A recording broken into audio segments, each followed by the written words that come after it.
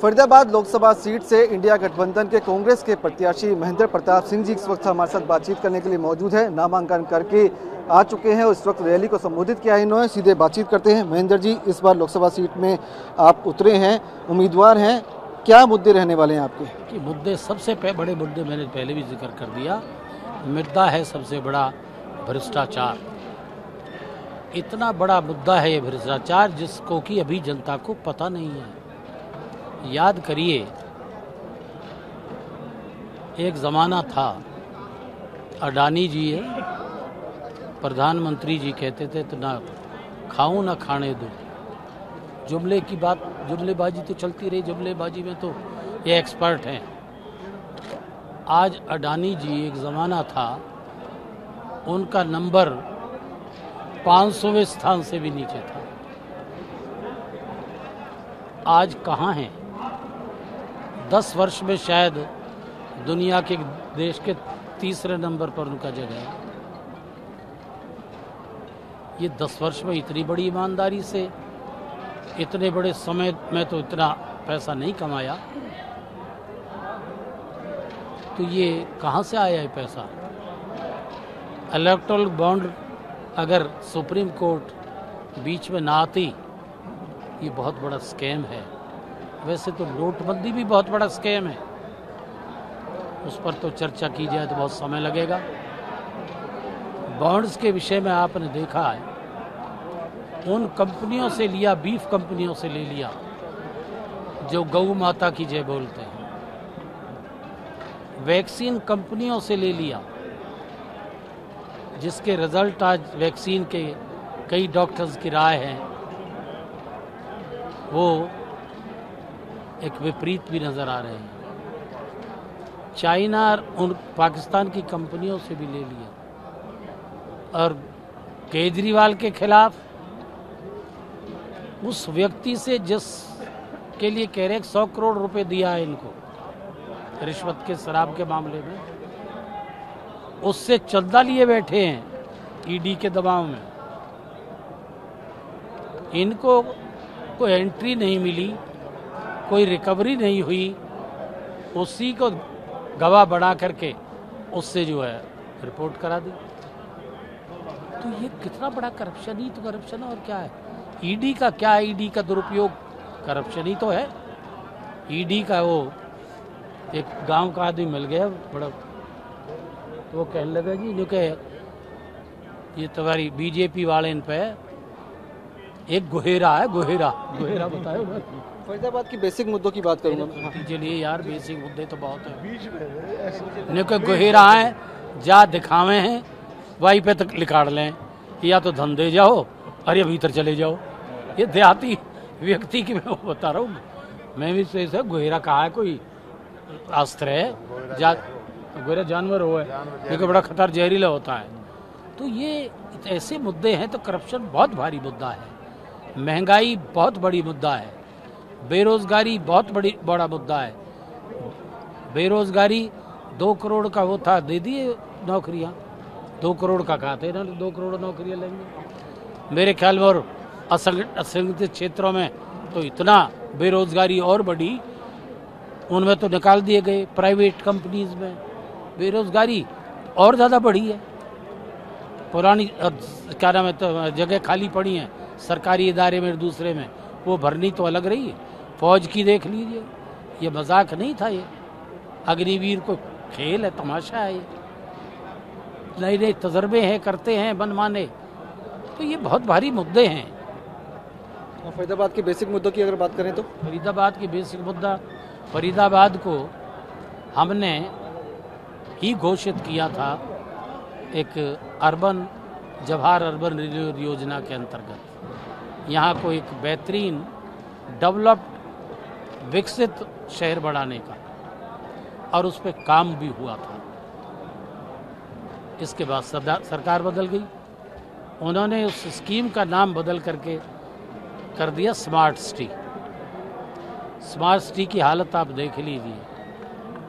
अंदर शहर में गलियां टूटी पड़ी हैं, खुदे पड़े हैं। गांव की हालत बदतर है, जो इस गांव में आ गए कॉरपोरेशन आए पड़े हैं। गांव के लोगों को उनकी इच्छा के विरुद्ध कॉरपोरेशन में लिया। 1200-1300 रुपये 1100 मुझे बताया गया, इतने करोड़ रुपए उनके उससे ले लिए खाते वाले, हजारों करोड़ रुपए की जमीन ले ली, और डेवलपमेंट कहाँ है? पैसे का पता नहीं है। 250-200 करोड़ की काम फाइलों पे हो आके पेमेंट होगी, नीचे काम ही नहीं। तो ये है स्थिति फरीदाबाद की। तो फरीदाबाद मैं तो चारों तरफ देखूं, स्वच्छ भारत का तो नारा है, पर मेरे ख्याल में अगर इनकी गंदगी देख लो चारों तरफ, गौएं बेचारी गंदगी खा खा के और मर रही हैं। तो ये सारी इतनी भारी समस्याएं हैं, ये बहुत बड़े चैलेंज है जिनको हमें ठीक पूरा करना होगा।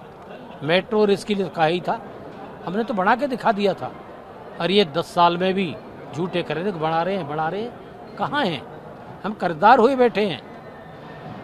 कहाँ 70,000 करोड़ का करता जब ने छोटा, आज 317 कितना 3,17,000 करोड़ रुपए का कर्ज है। कहाँ रहा जा रहा है पैसा? करप्शन की भेंट चल रहा है। तो बहुत बड़ी ये चीज़ें हैं। तो हम इनको, भाई जनता ने हमें विश्वास दिया, तो इन समस्याओं का निदान हम तुरंत करेंगे, तुरंत नोटिस लेंगे। मेट्रो के लिए बताए, मेट्रो एक यहाँ की ट्रैफिक व्यवस्था और लोगों का आवागमन सहूलत, इन सारी दृष्टिगत की बहुत आवश्यक चीज़ है, जिनको हमें जो है तुरंत ही उस पर नोटिस लेना होगा।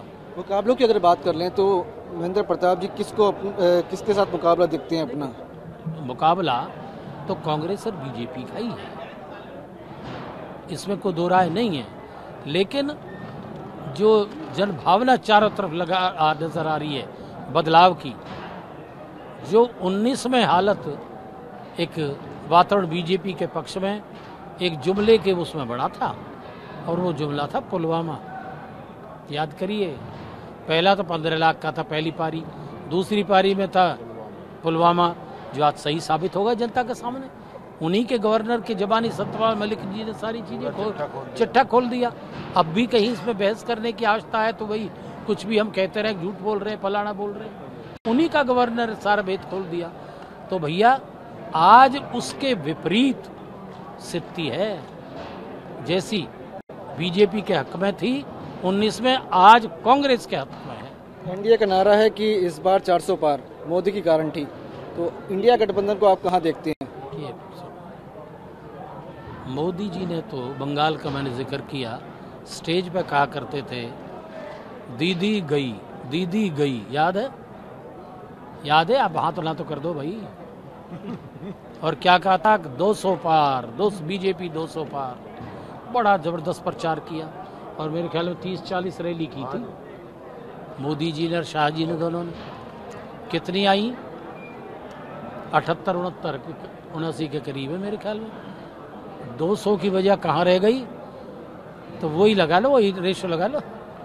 हरियाणा में 75, झारखंड है, और क्या नाम है, कर्नाटक है, कहीं कितनी। तो ये एक साइकोलॉजिकल एक वार की तरह है, एक साइकोलॉजिकल वो फेंकते हैं कि जो कमज़ोर बेचारे लोग हैं, जो नहीं समझते, वो डर जाए और तब वोट दे दे, जीत रहे हैं भैया ये। तो ये खेल है खामा खा का। अब जनता इतनी हरियाणा की 10 सीटों की बात कर लें तो किस तरह से देखते हैं, कितनी सीटें आने की उम्मीद आप लोग कर रहे हैं? यहाँ मैंने तो बताया हरियाणा में कि हरियाणा में 7 से 8 तक भी हो सकती है, और ये 6-7 तो हर हालत में होंगी, मुझे जहाँ तक मेरा अंदाजा है। 15 के बाद इन हो जाएंगे। सवाल ये भी खड़ा, धीरे धीरे जो एक चीज़ जनता में और हिम्मत और वो है आगे है। हाँ, अभी तो शुरुआत है। आरोप लगाए जाते हैं कि मुद्दे कुछ नहीं है, साल 2014 में जो बात करी, साल 2019 में जो बात करी, वही साल 2024 में की जा रही है। क्यों? ये तो मैं तो समझ नहीं आ रहा, मुद्दे ही नहीं है ये। मुद्दे नहीं है तो क्या जिनका भी जिक्र कर रहा हूँ है भैया। ये झूठ के बोलने का हमारे बड़े बूढ़े कह रहे, क्योंकि झूठ के बोलने का और जमीन में सोने का कोई हिसाब ना है। कितना ही तो बोल लो और जमीन में किधर भी बोल मार लो।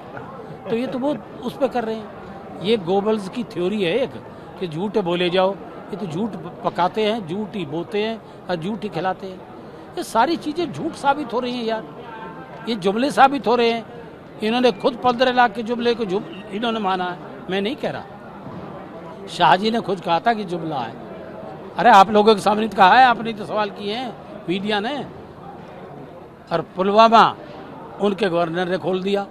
अब तीसरा मंदिर पे भी आ जाओ, मुझे कहना तो नहीं चाहिए पर आपने कह ही लिया।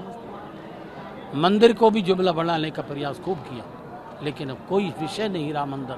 क्यों? मंदिर के लिए, मंदिर सबका है, मंदिर का किसी ने विरोध नहीं किया। राम एक आस्था का प्रश्न है। अगर तुम राम को, अखबारों में क्या देते हैं प्रचार के लिहाज से कि हमने 500 वर्ष में राम को छत दे दी, छापे है ना, अगर अखबारों में पढ़ा है। अगर राम ईश्वर है, ईश्वर को हम छत दे रहे हैं? जो संसार को छत दे रहा है, क्या हमें छत देगा? ये सारा पॉलिटिकल नाटकबाजी है। तीसरा, मंदिर पूरा नहीं हुआ, संस्थाओं ने बनाया है, सबने जितना श्रद्धा दान दिया है, सुप्रीम कोर्ट के आदेश से हुआ, ठीक है। क्या मंदिर पूरा हो गया? नहीं हुआ। सबने कहा है कि अधूरा मंदिर ये खंडित रूप में माना जाता है, ये उचित नहीं है। और 4 शंकराचार्य हैं हमारे देश के, जो सबसे महान बड़े माने गए गद्दियाँ। आदि गुरु शंकराचार्य ने स्थापित की थी चारों पीठों को। 12 वर्ष की उम्र में तकरीबन उन्होंने संन्यास ले लिया था। वेद और शास्त्र उनको कंठस्थ थे, उनको महादेव का अवतार माना है। मैं आध्यात्मिक जगत की बात कह रहा हूँ। और उन्होंने अंत में 4 पीठ स्थापित की कि भारत में हमारे सनातन धर्म की ध्वजा को, उसको ये हमेशा कायम रखेंगे। 4 पीठें, और इन पे ऊंचे दर्जे के अच्छे ही लोग इनमें रहेंगे, बैठेंगे। उन 4 आचार्यों ने क्या कहा है? 4 आचार्यों ने शामिल नहीं हुए ना। क्यों नहीं हुए? वास्तविकता धर्म की मर्यादा को जानते हैं कि धर्म की परिभाषा क्या है। उन्होंने ये कहा कि भाई ये राजनीतिक, उसमें जब तक चीज़ वो नहीं है, वो खंडित है, नहीं माना जाएगा, इसको पूरा होने के बाद बढ़ाया जाएगा तो उचित होगा। तो ये सारी चीज़ें हैं। तो भैया ये सारे जुमलेबाजी का खेल हो रहा है, लेकिन अब जनता भाई समझ चुकी है। अब जुमलेबाजी जनता के पास नहीं चलेंगे। मैं प्रधानमंत्री जी के विरोध में नहीं कह रहा। प्रधानमंत्री पद एक गरिमा का पद है, हमें उनको जो है श्रद्धा से वो करना चाहिए। लेकिन इन पदों पर सरकार में बैठे हुए लोग अगर इसका गलत इस्तेमाल करते हैं, दुरुपयोग होता है, एक प्रचार के माध्यम से ही सब कुछ चलाते हैं, तो वो उचित नहीं होगा। शुक्रिया बातचीत करने के लिए। सुनील के साथ विवेक शर्मा, TV9।